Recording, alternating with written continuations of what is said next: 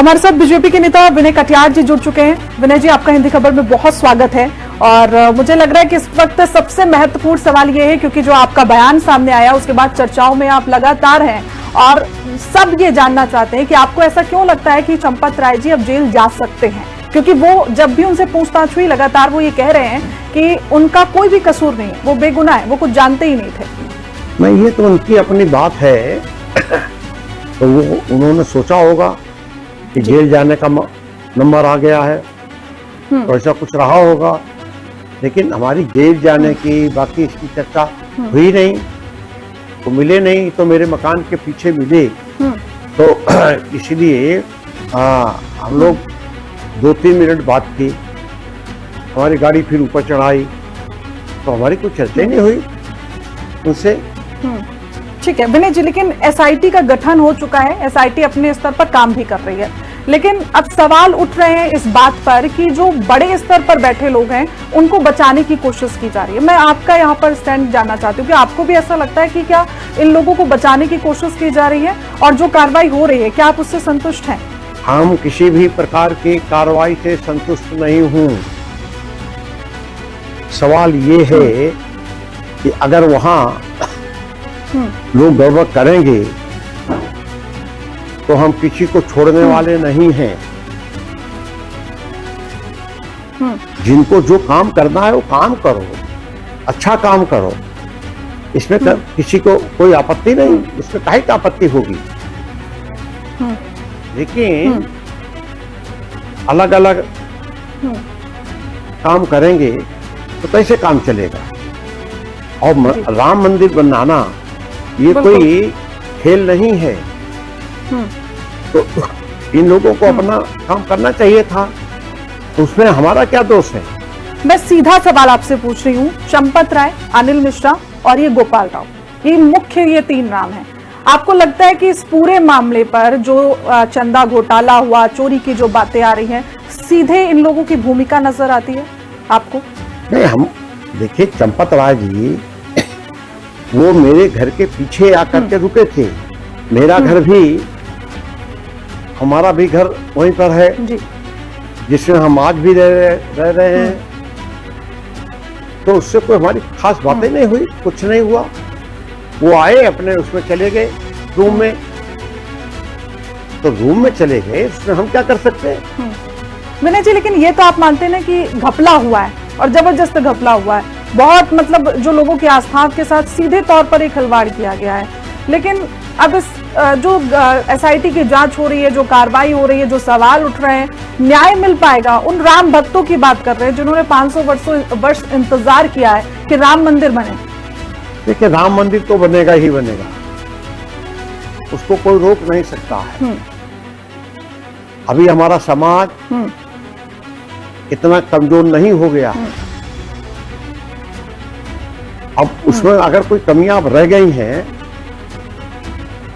तो उस कमियों को पूरा किया जाएगा, जहां से भी होगा पूरा होगा, उसमें कोई आपत्ति नहीं है। लेकिन चोरी चपाटी अगर होगी और उसमें से मीडिया वाले भी सम्मिलित हो जाएं तो ठीक नहीं है। कैसे हम स्वीकार कर सकते हैं? इसे सीधी सीधी बात करो, सीधी सीधी काम करो।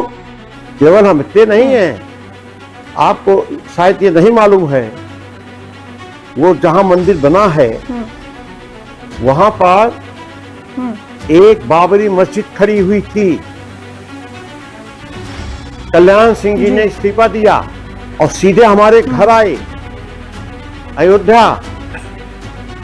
उन्होंने कहा कि इस्तीफा दो, हम लोग चल रहे हैं रावर्सगंज।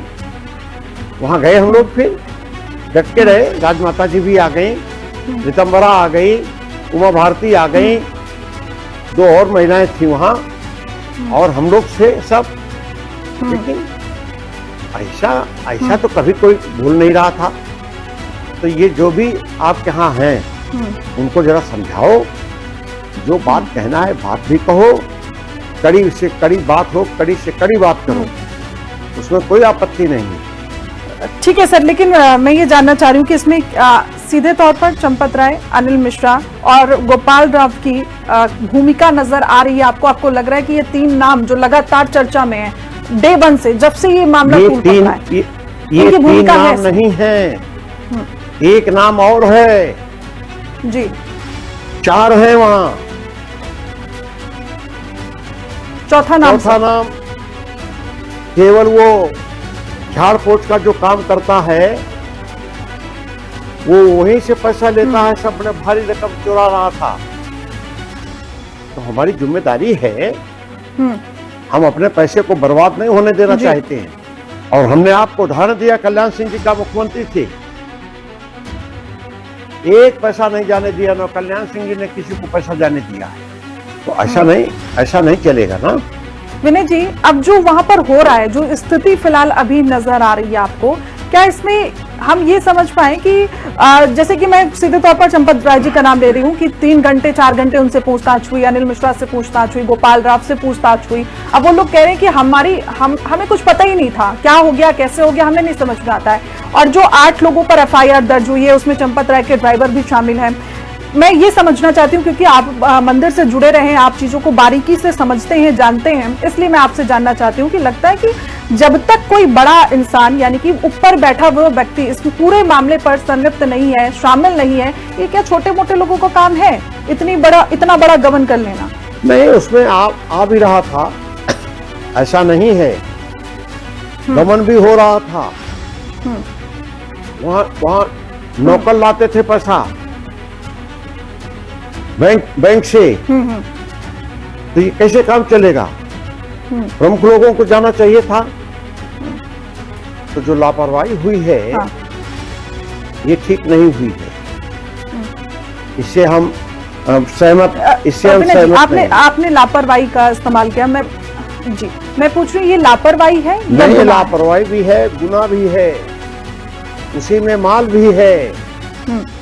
कहाँ गलती हुई है, क्या समझ रहे हैं आप? ट्रस्ट से गलती हुई है, या सरकार जब ट्रस्ट का गठन कर रही थी तो सरकार से गलती हुई है? आखिर गलती आप किसकी समझ रहे हैं? नहीं, इतना बड़ा जो घोटाला हो गया है, गलती नहीं मानते थे। हाँ। हम तो केवल काफी दिन के बाद उस मंदिर में गया हूं, ये हम जाते नहीं हैं जी, लेकिन वहां एक दिन वो गोपाल राय मिल गया हमको। अब वो आया था मंदिर के काम के लिए आया था कि वो वहां चंदा एकत्र करने के लिए आया था?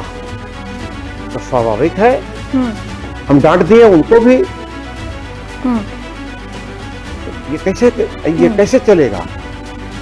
ये पैसा जी, सब जनता का है, राम के भक्तों का है, और उस पर अगर लापरवाही करेंगे, विनय कटियार जरूर बोलेंगे। बिल्कुल विनय जी, और सब चाहते भी हैं, आपकी भूमिका भी इसी तरह चाहते हैं कि आप इस पर खुलकर बात करें। अब मैं ये जानना चाहती हूँ, क्योंकि लोग मांग कर रहे हैं कि अब इस ट्रस्ट को भंग कर देना चाहिए, इसमें विश्वास पात्र कोई भी बचा नहीं है, दोबारा से गठन करना चाहिए, ताकि अब इस तरीके की जो तस्वीरें हैं वो दोबारा हम ना देख पाए। तो क्या विनय कटियार को हम देख पाएंगे इस ट्रस्ट में? नहीं, जिम्मेदारी और बड़ी भूमिका निभाते जाने वाले नहीं है। अब ट्रस्ट तो बड़े बड़े लोग रहते हैं ना, पैसे वाले लोग, तो वो शाम की हिसाब करते हैं, हमारा कौन उसमें लगा हुआ है कि भाई ये हिसाब हो रहा है, नहीं हो रहा है, सुबह हिसाब हो रहा है कि नहीं हो रहा है, इतना हमारे पास समय भी नहीं है। नहीं विनय जी, आप कह रहे हैं कि पैसे वाले लोग वहां पर इस ट्रस्ट में शामिल होते हैं, मतलब पैसे दे के शामिल होते हैं क्या? नहीं, कैसे मतलब होते हैं, कोई भी वहां पर जा सकता है, बस वो कैसे होते हैं मालूम नहीं है, लेकिन हमको इतना जरूर मालूम है कि वहां पर पैसे की बर्बादी हो रही है, और वो बर्बादी माफ नहीं की जाएगी। उसका जिम्मेदार विनय जी कौन? नहीं, इस बर्बादी का यही लोग हैं, बर्बाद करने वाले लोग, और कौन है? देश के प्रधानमंत्री जी ने सीधे कह दिया, ठीक है विनय जी, कि SIT का गठन हम करके भेज रहे हैं तुरंत। हम लखनऊ थे, वहां से चले यहां आए, तब तक SIT वाले लोग आ गए। अब प्लेन से आए होंगे, इससे ज्यादा तो जल्दी हो भी नहीं सकता था। उन्होंने काम किया तो होगा। जरा आप लोग भी धूमधाम आया करो अंदर। बिल्कुल विनय जी नाराजगी बनती है और ये पूरे देश में जो आपके शब्द हैं, ये सिर्फ आपके शब्द नहीं है, मुझे लग रहा है ये पूरे देश के शब्द हैं और देश पूछ रहा है ये सवाल।